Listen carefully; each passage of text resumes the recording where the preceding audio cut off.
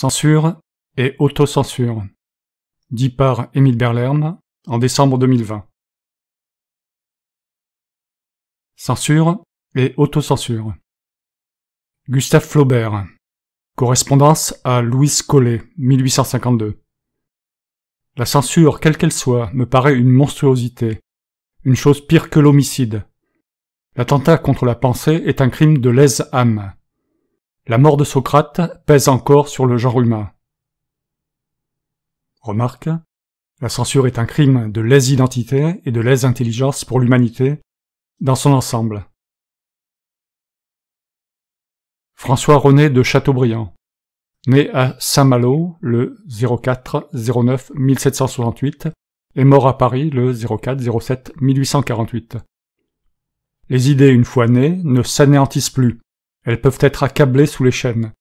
Mais, prisonnières immortelles, elles usent les liens de leur captivité.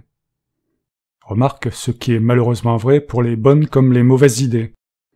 Et, malheureusement, les mauvaises ont tendance à pulluler. L'autocensure est de la censure. La censure est de la dictature. La censure, c'est mentir aux membres de la société, c'est-à-dire à ses propres associés, ses égaux en droit. C'est mentir à la culture, c'est mentir à l'avenir. C'est fausser la réalité culturelle présente et la culture à venir dans laquelle les futurs humains vont baigner.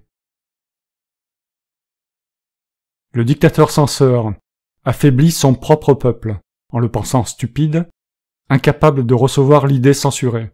Il le rend stupide, et cela retombe sur les futurs dirigeants eux-mêmes, qui absorbent la culture générale comme les simples citoyens. La religion a produit cela et le produit encore, et le monde d'aujourd'hui subit les anciennes censures crédocratiques, théocratiques, du monde ancien.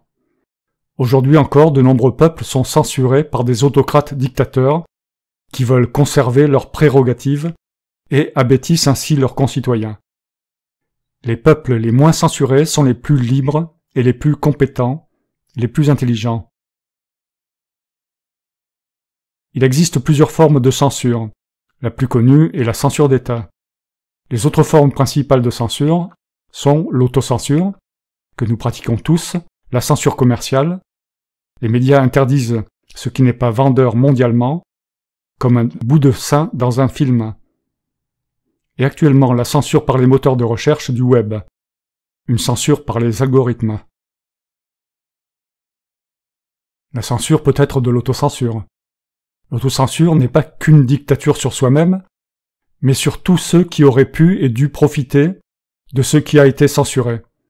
L'autocenseur, comme le censeur, décide que certaines personnes n'ont pas le droit de recevoir l'information qu'il leur cache, ou sont inaptes à comprendre cette information. L'autocenseur peut aussi faire cette censure par peur pour lui-même. Il devient alors complice des dictateurs terroristes. Mais la peur renforce le terroriste. Le terrorisme islamiste est un chantage à la peur. Fais de l'autocensure ou je te détruis. L'autocensure est toujours un acte politique. Les autres sont supposés ne pas être en mesure de comprendre ou d'accepter certaines vérités. Les éducateurs font ça avec les enfants. Ils se disent qu'ils comprendront plus tard. Il est recommandé de ne rien cacher aux enfants. Même s'ils ne comprennent pas immédiatement, l'information est nécessaire pour modeler correctement leur cerveau. Ils comprendront plus tard. Mais quand on s'adresse à un adulte, pourquoi s'auto-censurer? Il n'y a de plus tard pour lui que la mort. Faites-lui cadeau de l'information que vous détenez. Il mourra moins idiot, et l'humanité s'en portera mieux. Pourquoi faire de la censure ou de l'autocensure si la responsabilité et le libre arbitre existent? Faire de la censure ou de l'autocensure, c'est admettre, sans le dire, que le libre arbitre et la responsabilité n'existent pas. Si une image peut modifier le comportement moral ou éthique d'une personne, si une image perçue par un croyant cause de tels troubles dans sa pensée qu'il se sent blessé à un point tel que cela mérite la mort du caricaturiste, Alors où est ce fameux libre arbitre qu'il prétend posséder? S'il n'y a pas de libre arbitre, il n'y a pas de Dieu.